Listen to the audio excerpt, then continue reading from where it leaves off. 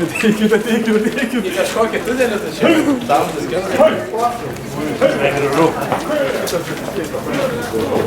Imitacija būtų 23 sąskaitė. Nepametam krypties. Valiau.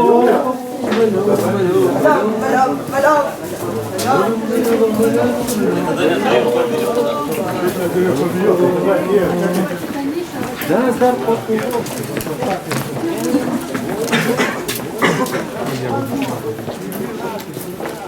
Ne, ko nemanau. Nėra dar kūrėjus fantasijų, siaubas. Jūs su plakatais ateikite, va čia galite matuoti. Angi? Eisiu. Tai jums čia. Kas turi piršti? Paraškite. Algirdai sako, su plakatais prašome tenai. Aš galiu palaikyti. Algirdai vis. Fakelą paimkit iš šimtam. Ar yra kas nors, kas, va, štai šitas ponas neturi, o pirštinės. Plakatai ateikite čia, kad geriau matytųsi.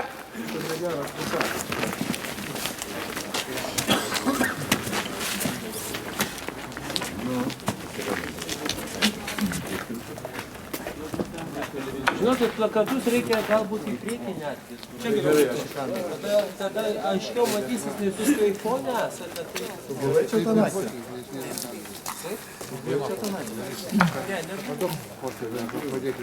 Kas? Man tuo metu buvo, mano sūnų buvo 2 savaitės. Sveiki, tautiečiai. Esame labai simbolinėje vietoje. Daug kas domisi istoriją žino, kad sausio 13 dieną raudonieji okupantai užėmė televizijos bokštą ir buvo nutraukta tiesioginė transliacija. Gana operatyviai Kaune dirbantys žmonės sureagavo ir laisvas balsas toliau buvo girdomas. Tada žmonės irgi visi suėjo, visi kovojo prieš raudonuosius pakalikus.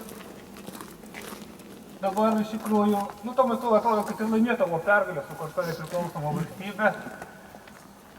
Tik ratas truputėlį vėl pasisuko. Pasirodo, tie raudonieji truputėlį pakeitęs kuras ir jie vis dėlto liko vėl valdžioje. Praėjo 23 metai ir turime vėl pradėti nuo pradžių. Turime rinktis mažais būreliais, kelti nepatogius klausimus, bet svarbius.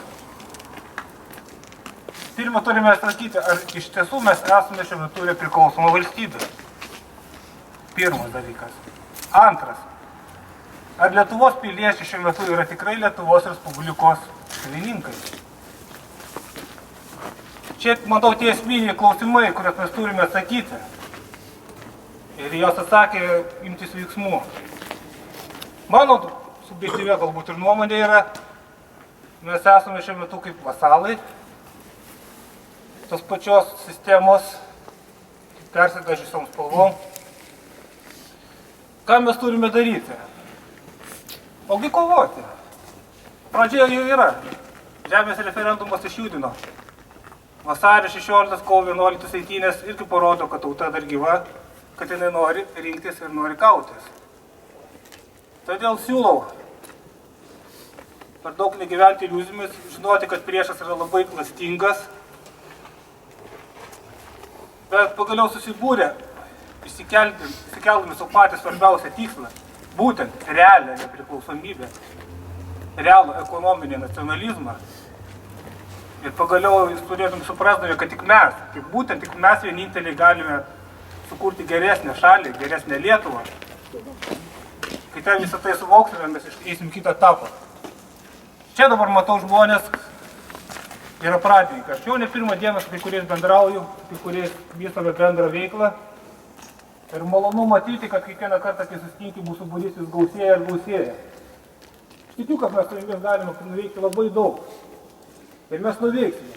Nes kelio kito nėra. Dėkui labai.